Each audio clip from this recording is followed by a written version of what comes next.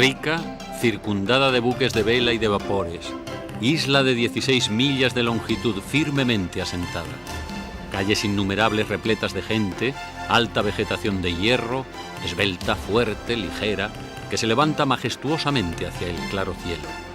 Yo pedí alguna cosa especial y perfecta para mi ciudad, cuando he aquí que surgió su nombre aborigen, Manhattan. De esta forma, el gran poeta neoyorquino Walt Whitman describe en uno de sus poemas la sensación que le producía el lugar en que nació. Protagonista de su tiempo, Plaza Mayor de Occidente, como ha sido llamada, Manhattan es hoy punto de referencia, y todo ello dentro de esta isla limitada al oeste por el río Hudson y separada de tierra firme al este por un brazo del mismo río, en la que conviven en singular armonía la piedra, el metal, el cemento y el cristal, y en donde 7 millones de personas pululan entre sus calles y avenidas que se cruzan perpendicularmente en una retícula perfecta.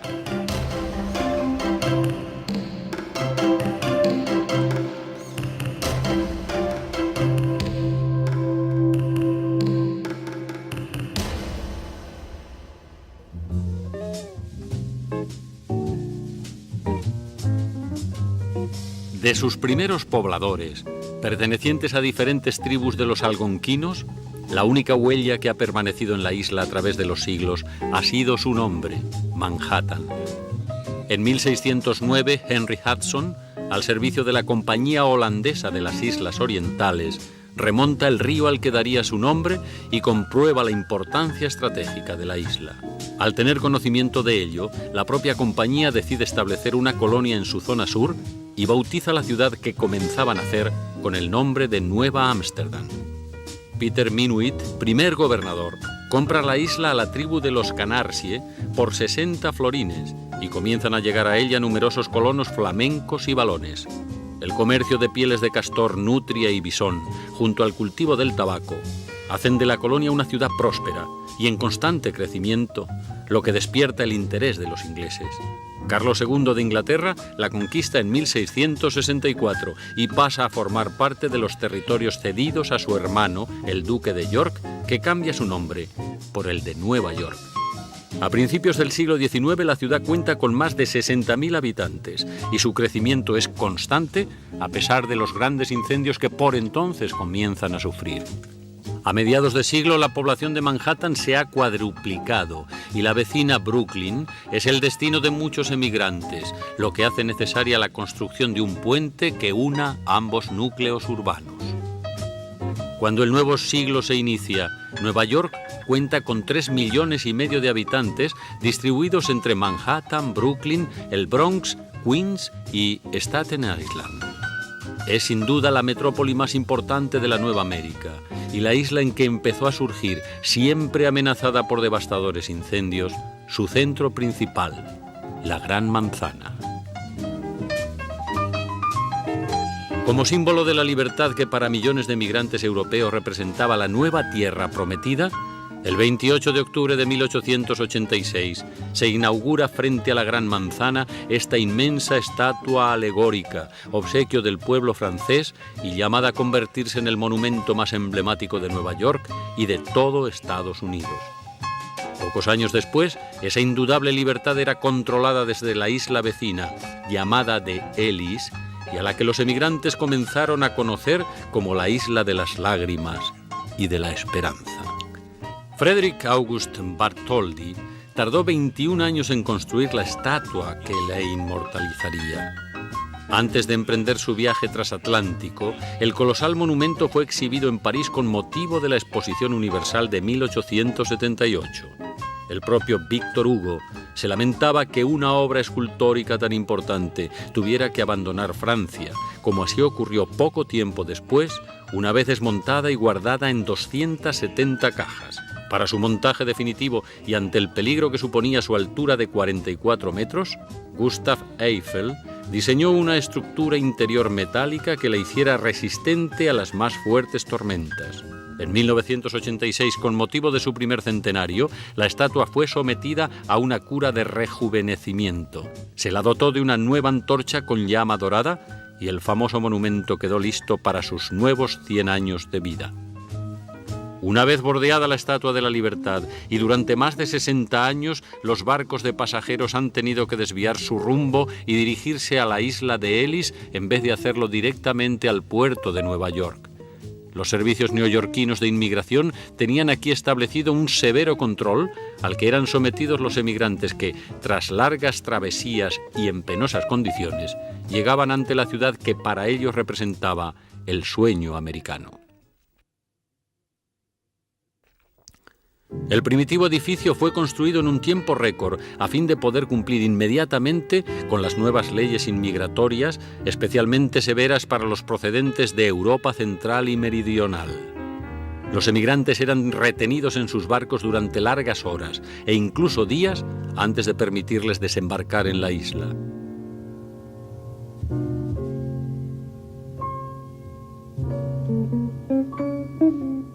Cuando al fin llegaba la autorización, una auténtica marea humana era introducida en el vestíbulo del edificio donde se iniciaba otra interminable espera.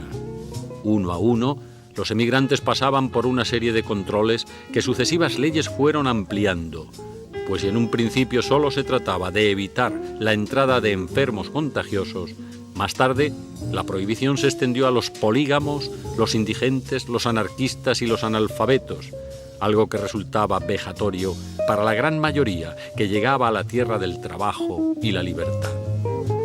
Las instalaciones tenían capacidad para albergar a más de 300 emigrantes, facilitarles comida, una cama en donde dormir y un hospital, a la espera de convertirse en ciudadanos americanos, y que todo lo que simbolizaba la estatua que seguían contemplando se convirtiera en realidad.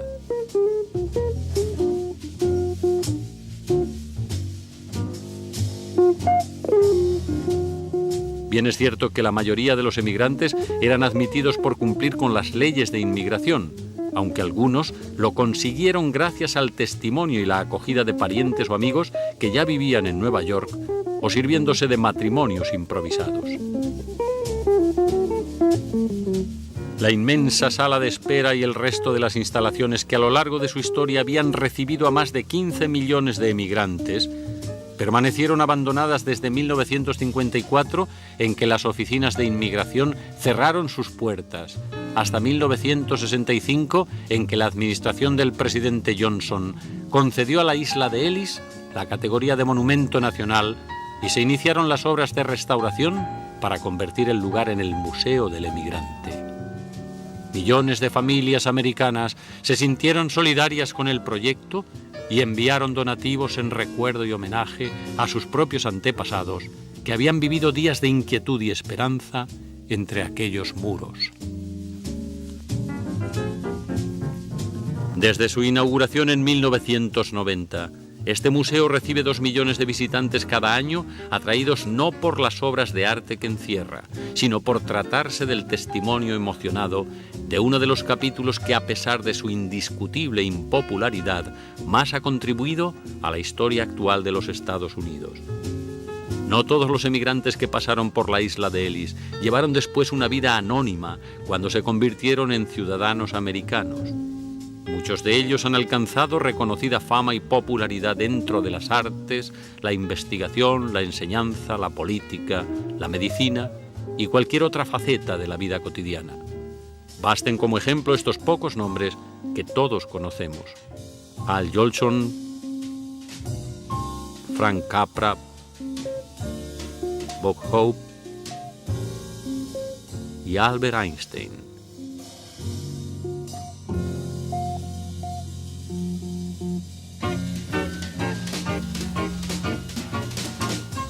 Desde antes incluso de que la isla de Ellis fuera el primer destino para millones de migrantes, y hasta hoy, Manhattan ha sido y continúa siendo una ciudad en constante transformación. El skyline, nombre que se da al perfil de los rascacielos sobre el cielo de la Gran Manzana, era completamente diferente hace tan solo 25 años y posiblemente vuelva a transformarse cuando haya transcurrido otro cuarto de siglo. Esta permanente evolución del paisaje urbano es consecuencia de las limitaciones de espacio que tiene la isla, por lo que edificios en magnífico estado, pero de no más de 20 alturas, han de dejar el solar que ocupan a otros que se elevarán al cielo 400, 600 metros, quién sabe. Desde hace más de 2 siglos, inmediatamente después de ese fuerte impacto que el perfil de la ciudad produce, lo que posiblemente más haya llamado la atención del visitante es la gran proliferación de águilas esculpidas o pintadas que hay por doquier, incluso desde el primer momento en que uno pone pie a tierra. La razón se debe a que tras 6 años de deliberaciones, el 20 de junio de 1782, el Congreso adoptó el águila imperial como motivo central de su escudo nacional.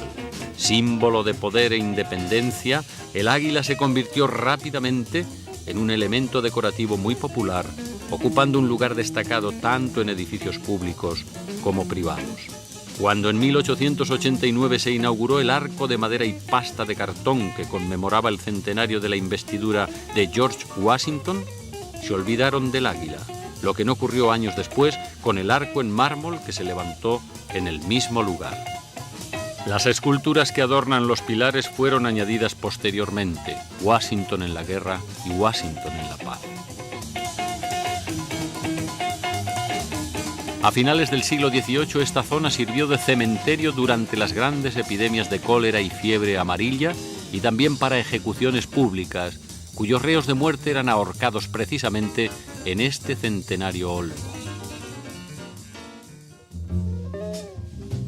La historia de las transformaciones permanentes de Manhattan está presente en muchos de sus edificios, importantes o no, que nos hablan de las etapas arquitectónicas por las que la ciudad ha pasado y que nos proponemos conocer en un rápido recorrido.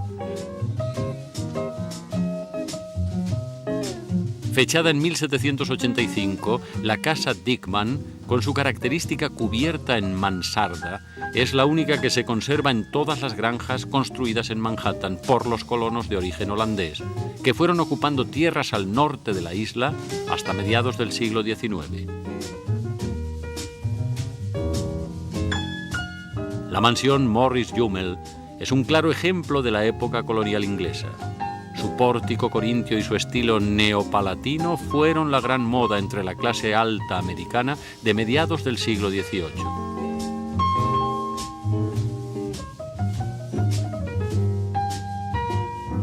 Perteneciente a la arquitectura de transición con una mezcla de estilos georgiano y federal, la Edward Mooney House se levanta a la entrada del barrio chino, por la que no tiene nada de particular la rotulación de la fachada.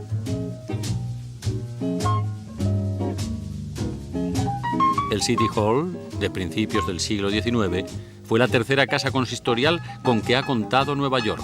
Actualmente alberga las oficinas del alcalde y sus amplios salones se utilizan para ceremonias. Algunas casas se han conservado como museos. This is a 1832 built row house in New York City, which was owned by the Seabury Treadwell family.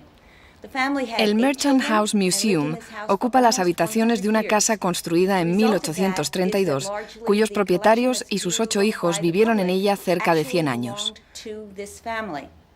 It's an interesting late Federal, early Greek Revival house, which has more Greek Revival elements on the interior. Todo cuanto aquí se muestra son pertenencias de dicha familia y es fácil comprobar cómo con el paso del tiempo se fueron incorporando otros muebles y objetos de arte conforme el tiempo avanzaba e iba cambiando la moda de cada momento. Change again in the 1850s, and mother of the family, Eliza, does her last redecoration in about 1870. So we have a collection of layered furniture in this household. Also, many articles of clothing that belong to the daughters. La casa está abierta a cuantos deseen visitarla. Además del recorrido habitual y especialmente para los niños, ofrecemos representaciones teatrales con escenas cotidianas de la vida familiar de aquellos tiempos. En la década de 1830, numerosas iglesias de Manhattan adoptaron un estilo que recordará los templos de la Grecia clásica. La iglesia de la Sagrada Comunión, perteneciente a lo que en América se llamó Gothic Revival, es una clara copia de las iglesias rurales inglesas que poseían, además del templo, otras dependencias destinadas a actividades sociales.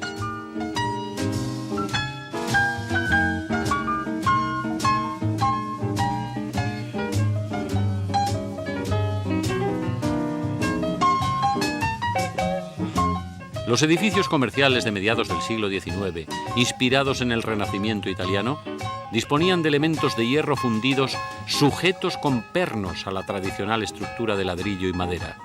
Las fachadas, a las que más tarde se añadieron las características escaleras de incendios, solían decorarse en tonos claros imitando piedra.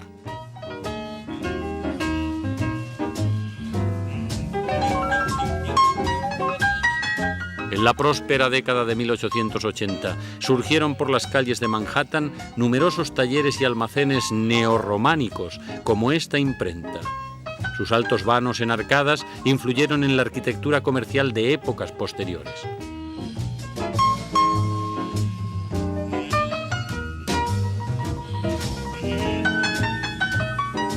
A finales del siglo pasado, más de 400 arquitectos americanos se formaron en la Escuela de Bellas Artes de París, dando lugar a un estilo arquitectónico que se adoptó en grandes edificios públicos, como la Biblioteca de Nueva York, cuya fachada, coronada de esculturas, nos recuerda un arco de triunfo.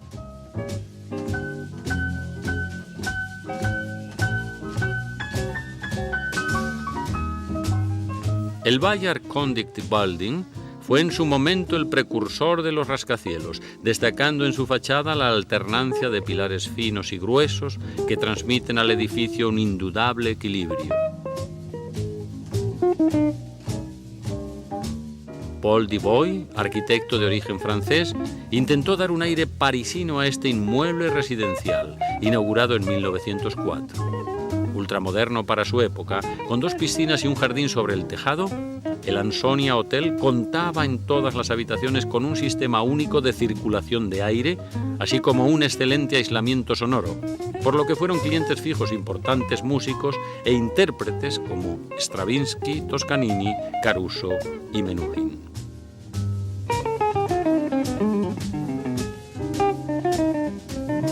En la confluencia de Broadway con la Quinta Avenida, se levantó a principios de siglo este edificio, el más alto de la ciudad en ese momento y al que popularmente se le conoce por el Flatiron, literalmente plancha por su forma triangular.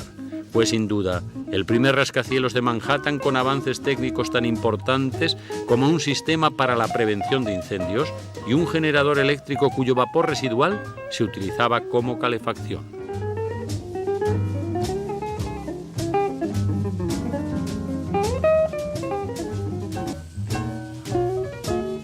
El actual ayuntamiento neoyorquino tiene su sede en este edificio del más puro clasicismo. Construido en 1914, no se le puede considerar como prototipo de rascacielos, a pesar de su altura, y aunque esa era la intención de sus arquitectos.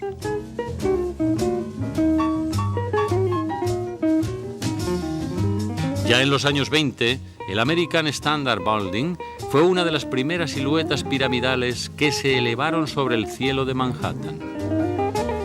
Su arquitecto empleó por primera vez paramentos de ladrillo negro a fin de mitigar el contraste que iba a producirse entre las zonas de pura construcción y las vidrieras.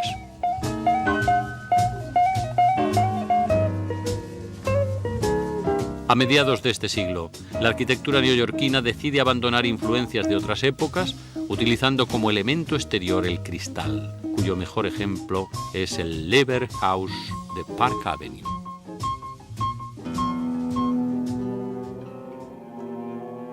Curiosamente, es en la época de los grandes rascacielos cuando la arquitectura neoyorquina da su más gigantesco paso hacia atrás, para situarse en plena Edad Media europea y construir en la parte alta de Manhattan este singular edificio. Su finalidad era integrar en una sola estructura y de manera homogénea diversos fragmentos medievales procedentes de Europa, como el ábside románico de la iglesia española de San Martín de Fuentidueña, cuya piedra caliza contrasta claramente sobre la fachada.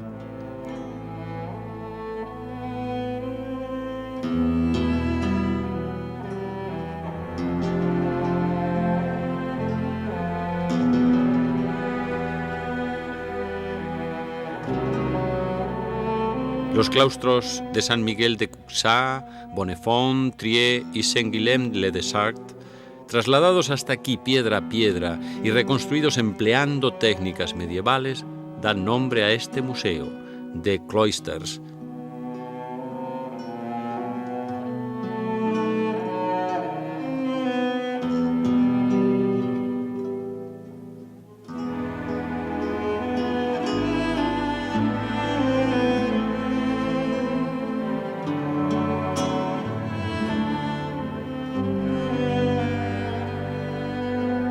Su existencia se debe a la generosidad del millonario Rockefeller, que donó a la ciudad de Nueva York en 1925 la colección Barnard, posteriormente enriquecida con otras adquisiciones. George Barnard fue un escultor americano que había comprado elementos de arquitectura medieval, desde el románico al gótico, procedentes principalmente de los monasterios e iglesias devastados durante las guerras de religión del siglo XVI y más tarde abandonados por la Revolución Francesa.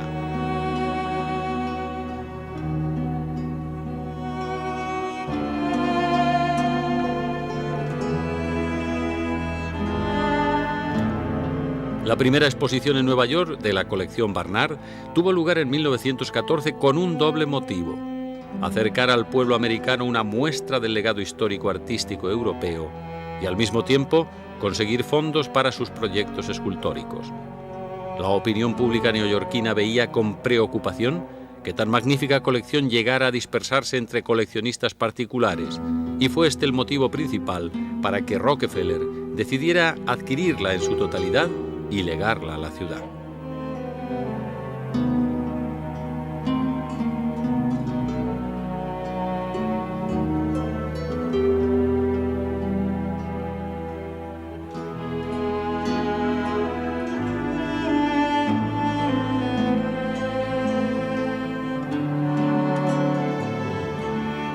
The Cloisters abrió sus puertas en 1938 con estas palabras del propio Rockefeller: si quienes sucumben al encanto de este lugar se dejan invadir por la paz, la calma y la belleza que emana, y se marchan de aquí con renovado coraje y esperanza, entonces los hombres que lo han hecho posible no habrán trabajado en vano.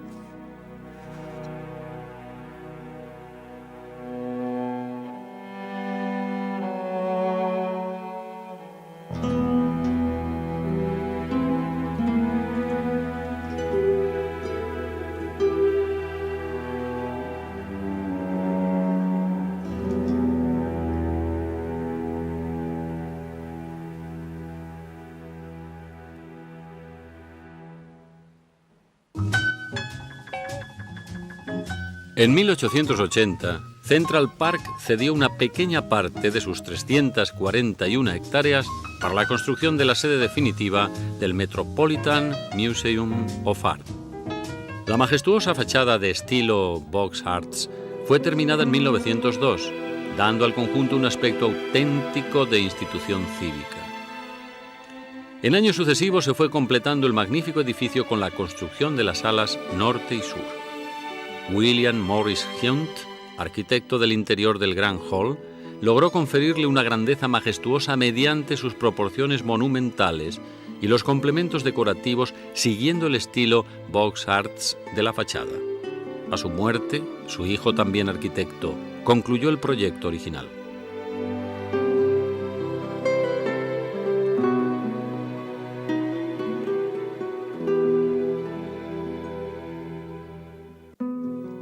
El hall interior, construido por Calvert Vaux e inaugurado en la primera fase del edificio, albergaba entonces vaciados en yeso de muy importantes esculturas. Más tarde, y después de sucesivas reformas, tales piezas fueron sustituidas por las auténticas que hoy podemos admirar.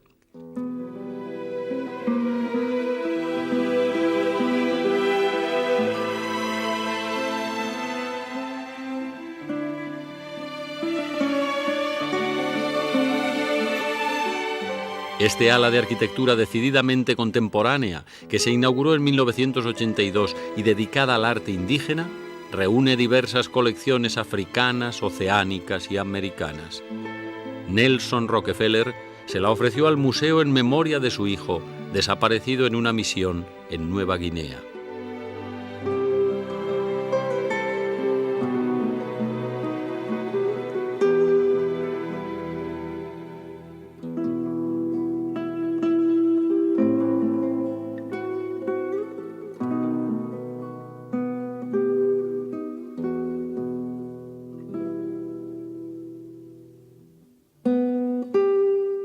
La colección de armaduras traídas de los más diversos lugares de Europa tiene una singular importancia al estar presentes en un museo de arte, cuando su origen fue exclusivamente militar.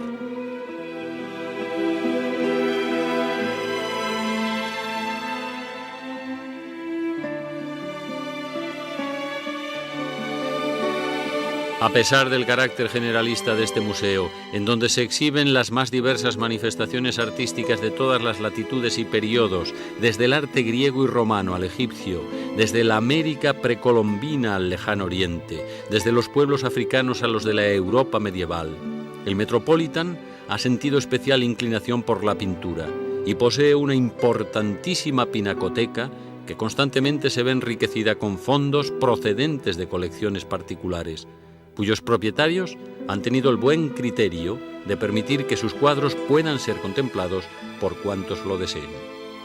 De esta forma, hoy es posible admirar aquí las principales obras de los grandes maestros de todos los tiempos, como Filippo Lippi,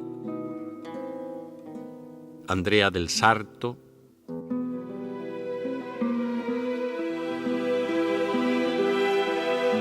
el Veronés,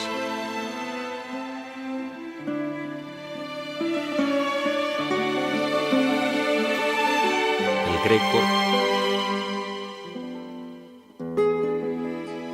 Rubens, Rembrandt, Watteau,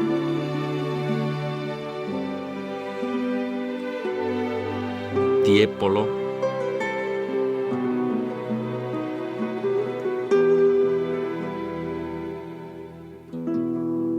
Goya,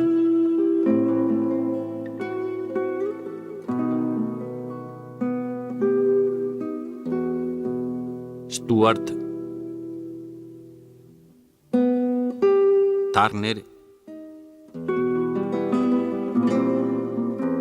Ingres,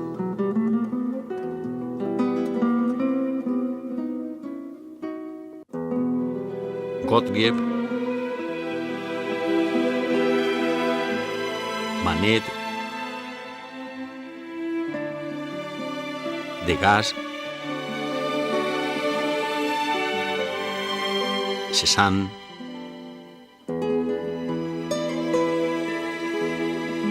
Monet, Renoir,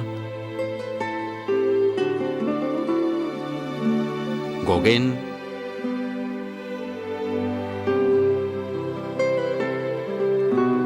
Van Gogh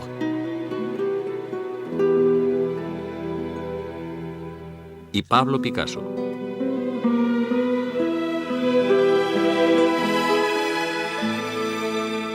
Constantemente, el Metropolitan Museum of Art ofrece exposiciones monográficas temporales con los más diversos contenidos. En la década de los 50 se decidió dotar de nuevos locales a la Metropolitan Opera y a la New York Philharmonic, naciendo de esta forma el proyecto del Lincoln Center, cuya primera piedra fue colocada por el presidente Eisenhower en 1959 y que hoy constituye el mayor centro cultural del mundo, con más de 3.000 representaciones anuales. Bajar al sur de Manhattan es cambiar el mundo de la cultura por el de las altas finanzas. Wall Street sigue siendo el eje del distrito financiero. A mediados del siglo XVII existía aquí un muro que defendía la ciudad, entonces Nueva Ámsterdam, de los ataques de los indios y más tarde de los ingleses. De ahí el nombre de la calle. Frente al Federal Hall National Memorial, lugar que en tiempos fuera sede del ayuntamiento, se levanta el edificio más emblemático de la zona, la Bolsa de Nueva York, con su frontón triangular, un conjunto escultórico en cuyo centro emerge la figura alada de la integridad sobre la ciencia, la industria, la investigación, la agricultura y la minería.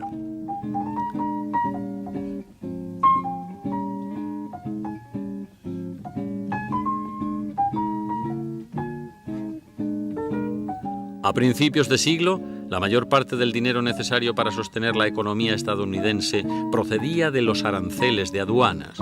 No es extraño, pues, que a tan importante fuente de ingresos correspondiera a un edificio no menos importante, adornado con esculturas que simbolizan 4 continentes y una cornisa decorada con 12 alegorías de los grandes centros económicos de la historia occidental. En la época gloriosa de los transportes marítimos, las grandes compañías de navegación instalaron sus sedes en los aledaños del edificio de aduanas, tanto por mantener un contacto permanente con el centro administrativo del que dependían, como para poder supervisar in situ las salidas y llegadas de sus barcos y los de la competencia. Además de centro económico, el distrito financiero es el lugar en que se custodian las reservas de oro de 80 países, es decir, la 1/4 parte del stock mundial. El Federal Reserve Bank tiene más el aspecto de una fortaleza inexpugnable que el de una institución bancaria como cualquiera de las que rodean este edificio. La importancia del distrito financiero ha ejercido constantemente su influencia en cualquier otro aspecto de la vida económica de la ciudad, atrayendo hacia esta zona a grandes empresarios privados. Frank Bulworth, considerado el magnate de los grandes almacenes, decide comprar un terreno en Broadway y confía al arquitecto Cass Gilbert el proyecto para la sede social de la empresa que habría de inmortalizar su nombre. Gilbert convenció al empresario para que construyera el edificio más alto del mundo. Con un presupuesto de 13,5 millones. En 1909 se inicia el vaciado del terreno y el asentamiento de los cimientos, trabajos finalizados en 1911, fecha en que comienza a emerger al ritmo de 1,5 planta por semana. Por su tendencia ecléctica, Gilbert se inspiró en las grandes obras del gótico y en el Parlamento de Londres para construir lo que sin duda iba a ser una nueva catedral, la Catedral del Comercio. En abril de 1913 tuvo lugar su inauguración en medio de una impresionante gala a la que acudieron más de 800 invitados. El momento culminante de la fiesta lo protagonizó el propio presidente de los Estados Unidos, activando desde la Casa Blanca la iluminación del edificio. Sus 60 pisos y 241 metros de altura constituyeron todo un récord hasta 1930, en que fue superado por el Chrysler Building.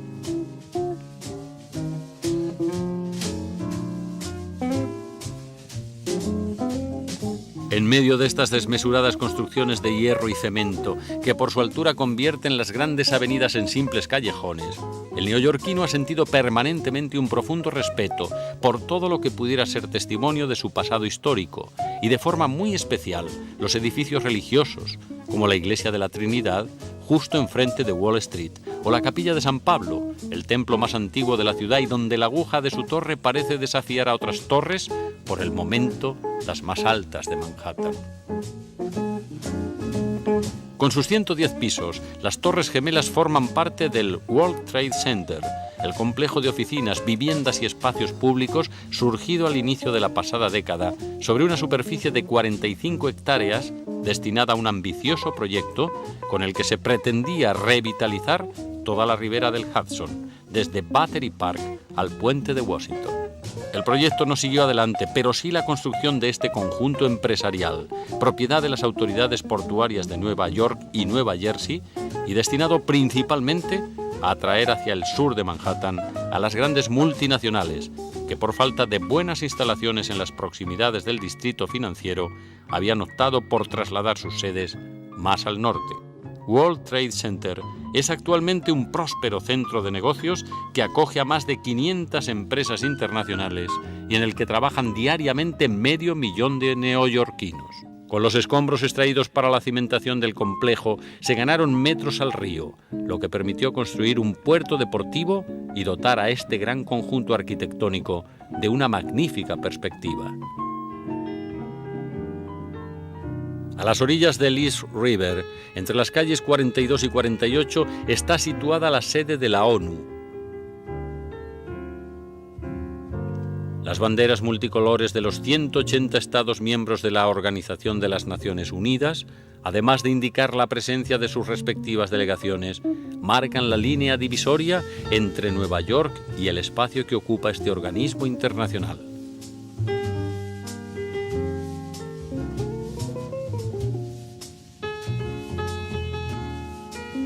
La ONU fue creada inmediatamente después de la Segunda Guerra Mundial y los 51 estados fundadores acordaron en la Asamblea General celebrada en Londres en 1946 que la futura sede habría de estar en una de estas ciudades de Estados Unidos: Nueva York, Connecticut, Boston, Filadelfia o San Francisco. La elección de Nueva York se debió a la insistencia de Nelson Rockefeller, que convenció a su padre para que financiara la adquisición de los terrenos valorados en $8,5 millones. Un equipo de 10 arquitectos, entre los que se encontraba Le Corbusier y Oscar Niemeyer, se encargó del proyecto y acordaron como punto de partida crear 3 edificios independientes: la Secretaría, la Asamblea General y la Sala de Conferencias. La primera piedra se colocó en octubre de 1949 y 9 meses después los primeros funcionarios ya estaban trabajando en sus despachos.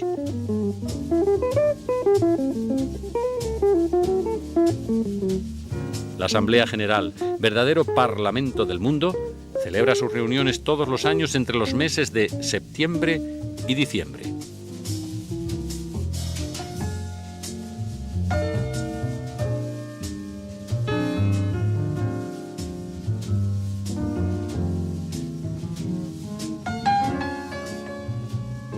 La Universidad de Columbia es todavía propietaria de las 3 manzanas situadas entre la Quinta y Sexta Avenidas y las calles 48 y 51, espacio urbano sobre el que se asienta uno de los complejos que más han influido en el desarrollo de Manhattan, el Centro Rockefeller. Esta descomunal operación inmobiliaria fue financiada por John Davison Rockefeller sobre unos terrenos subarrendados actualmente hasta el año 2069. El equipo de arquitectos a los que se confió el proyecto tuvo que adaptarse a constantes cambios de programa, lo que no evitó que los 19 edificios que componen este conjunto urbanístico fueran surgiendo paulatinamente. Los elementos de Art Deco que adornan los edificios principales están situados exclusivamente sobre la planta baja, como la alegoría de la sabiduría y el conocimiento, que enmarca la entrada del General Electric Building, creada por Lee Lowry, en homenaje al milagro de la radiodifusión.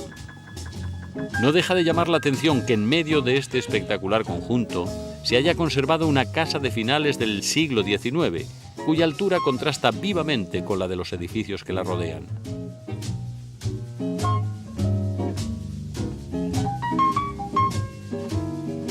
En el centro de la Lower Plaza surge de las aguas un Prometeo en bronce dorado, obra de Paul Mansin. Banderas ondeando al viento, terrazas cubiertas de sombrillas en verano y pista de patinaje en invierno contribuyen a dar al gran eje visual del Rockefeller Center un aspecto de fiesta permanente más propio de las exposiciones universales que de los centros de negocios tradicionales. Frente al Rockefeller Center se levanta la Catedral de San Patricio, inspirada en las grandes catedrales góticas europeas con planta cruciforme y capillas laterales. Cuando se inició su construcción, los neoyorquinos no llegaban a explicarse cómo se podía levantar un templo en medio del campo, ya que por aquel entonces la ciudad quedaba a considerable distancia. Hoy, la Catedral de San Patricio está perfectamente integrada en la zona urbana más importante de Manhattan.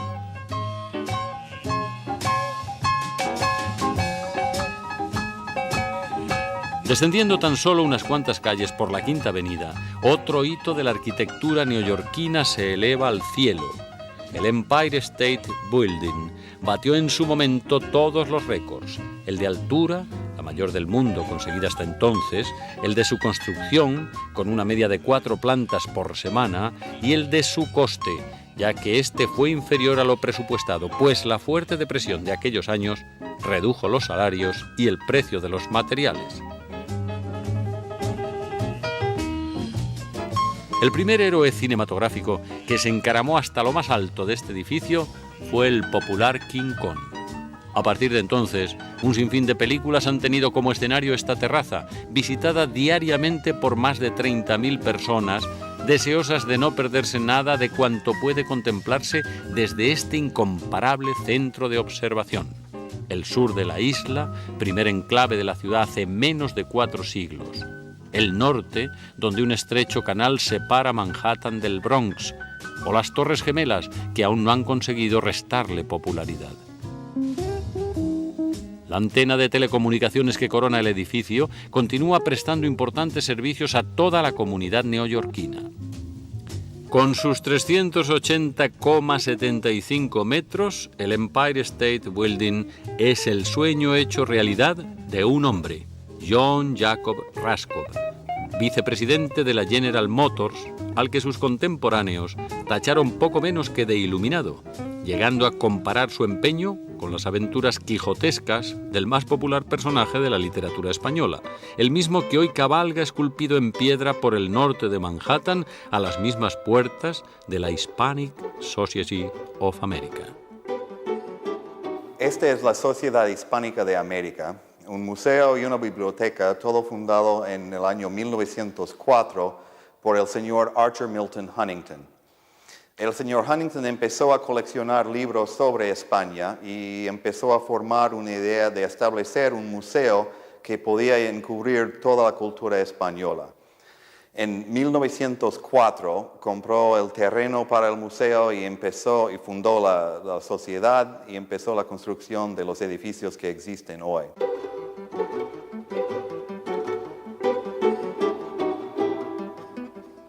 Si exceptuamos a especialistas e investigadores, no son muchos los españoles que conocen la existencia de este gran museo hispánico, fundado en pleno corazón de Manhattan por un americano apasionado de nuestra cultura y que sin duda merece toda nuestra atención. Las diferentes dependencias del edificio principal están estructuradas en torno a esta sala central inspirada en el Renacimiento español y realizada en terracota. Tanto en la planta baja como en la superior se exhiben las obras más importantes de la colección, con una amplia muestra de la pintura española desde el siglo XVI al XIX, importantes restos arqueológicos procedentes de las excavaciones de Carmona y Sevilla, cerámicas y sedas hispano-moriscas, tapices, escultura y trabajos en metal desde los tiempos prerromanos al siglo XVIII, imaginería, objetos de culto religioso y mobiliario español y colonial, en el que destaca la sillería del coro del monasterio de San Francisco en Lima, Perú.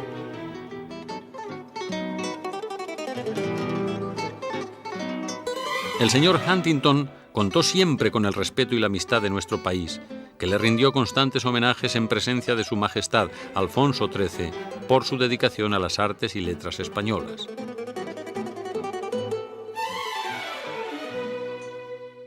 Su colección inicial contenía obras que habían pertenecido a su madre, unas obras de Velázquez, y aumentó a esas obras de maestros españoles con sus propias compras fuera de España. El señor Huntington nunca quería comprar obras de arte dentro de España.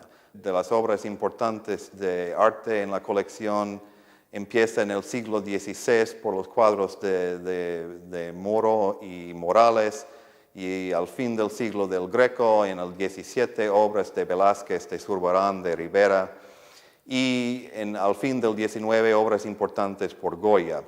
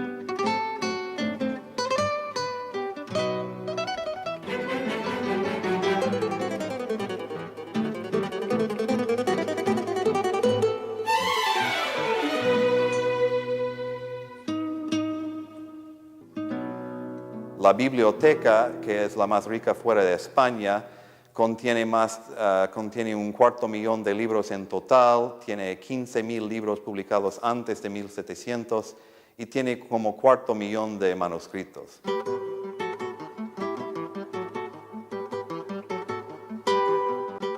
Los retratos de Echegaray, Galdós, Pardo Bazán, Baroja, Benavente, Falla, Unamuno y tantos otros ilustres españoles pertenecientes a la llamada generación del 98 y contemporáneos, por tanto, del señor Huntington, están firmados por destacados artistas de la época como Sorolla, Zuloaga, López Mezquita y Benlliure. También en la biblioteca ocupa lugar destacado uno de los más famosos lienzos del propio Sorolla. En los años más recientes, en la época moderna, el señor Huntington patrocinó exposiciones en la Sociedad de Sorolla y Zuloaga, y a través de esas exposiciones y amistades con esos dos pintores, la sociedad tiene una gran colección de obras de esos dos artistas tan importantes al principio del siglo.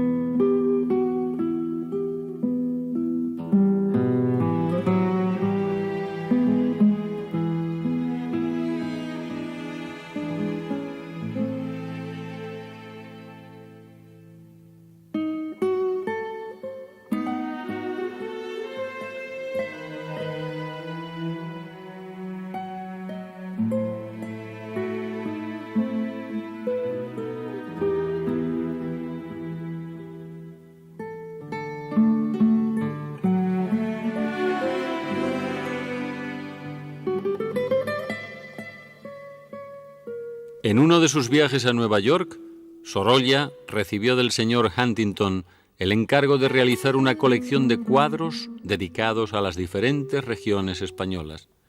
Dicha colección está formada por los 14 inmensos lienzos que hoy decoran la sala de exposiciones temporales del museo.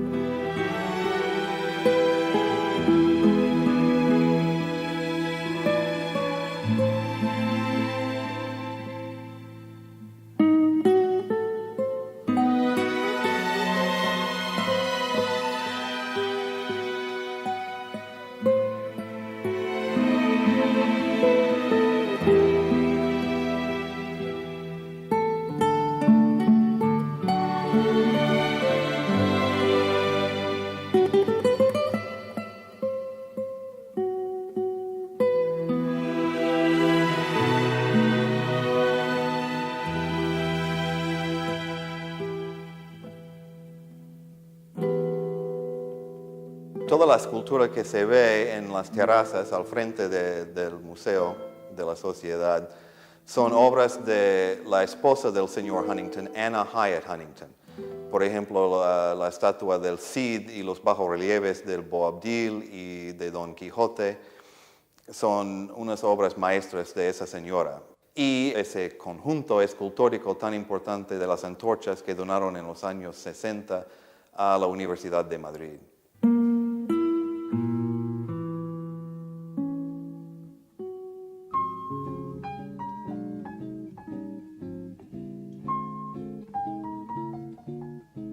En medio de esta jungla de edificios ordenados perpendicularmente en calles y avenidas, la Gran Manzana cuenta con su propio corazón, un corazón verde que viene a ser como una isla dentro de otra isla. El avance urbanístico de Manhattan ha ocupado prácticamente todo el espacio disponible, a excepción de Central Park. Desde 1876, en que el parque fue inaugurado, el neoyorquino ha visto cómo su ciudad crecía, se transformaba, se levantaban colosales monumentos, abrían sus puertas importantes museos y bibliotecas, se derribaban edificios para construir sobre sus solares otros más altos, se multiplicaba la población al tiempo que se reducía el espacio habitable, pero siempre, siempre respetando el lugar en que todos se sienten iguales, el corazón verde de la Gran Manzana.